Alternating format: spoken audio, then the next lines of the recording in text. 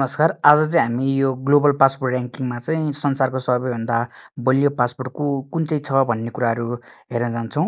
यसमा चाहिँ तपाईँको 199 डिफ्रेन्ट पासपोर्टहरू छ।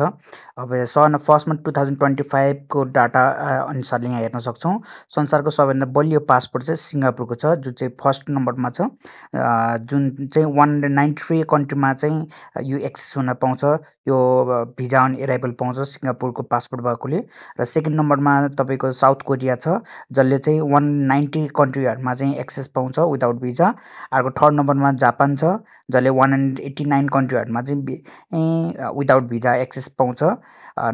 अर्को जर्मनी छ फोर्थमा, इटली छ फोर्थमा, लक्जमबर्ग छ त्यो पनि फोर्थमा छ, स्पेन पनि फोर्थमा परेको छ, स्विजरल्यान्ड पनि फोर्थमा परेको छ, अस्ट्रेलिया फिफ्थमा छ, बेल्जियम फिफ्थमा छ, डेनमार्क फिफ्थमा छ, फिनल्यान्ड पनि फिफ्थमा छ, फ्रान्स, आयरल्यान्ड र नेदरल्यान्ड पनि फिफ्थ पोजिसनमा छ, जसले चाहिँ 187 कन्ट्रीमा चाहिँ अनएराइभल भिजा विदाउट भिजा चाहिँ एक्सेस पाउँछ।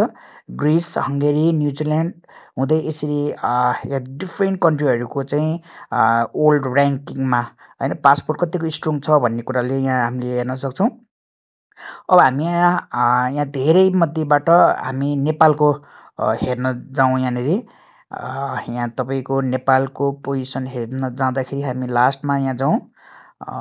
ओके, हामी टप 100 अथवा विदिन 100मा हामी यहाँनिर जाँदाखेरि छैन र 101मा नेपाल चाहिँ छ, जसले चाहिँ 36 कन्ट्रीहरूमा चाहिँ visa on arrival or without visa travel गर्न चाहिँ पाउँछौँ। हामी यहाँ नेपाल चाहिँ यहाँनिर 101मा पोजिसनमा 101 पोजिसनमा छ।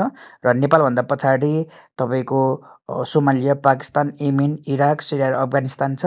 वर्ल्डको सबैभन्दा लेस पावरफुल चाहिँ अफगानिस्तान छ, जुन चाहिँ 106 सिक्स्थ पोजिसनमा 106 पोजिसनमा चाहिँ छ, जुनले चाहिँ 24वटा कन्ट्रीमा एक्सेस पाउँछ visa without visa or visa on एराइभलमा हो। यो चाहिँ हामीले